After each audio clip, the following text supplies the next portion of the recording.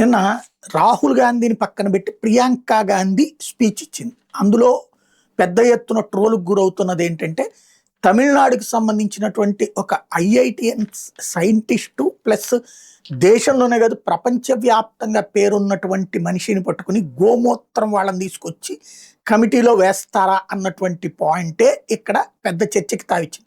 మిగతా అంశం అంతా పక్కకి వెళ్ళిపోయింది. ఎందుకంటే పేపర్ లీకేజీల మీద మాట్లాడచ్చు, విమర్శించవచ్చు, తప్పే లేదు ప్రభుత్వాన్ని విమర్శించడంలో, దాన్ని ఎవరూ తప్పుపట్టరు. బట్ చివరికి ఒక హిందువు గోవుకి సంబంధించినటువంటి పంచకం అని చెప్పి ఇంట్లో చల్లుకుంటారు. హిందువులకు సెంటిమెంట్ ఉంది ఆవుతో.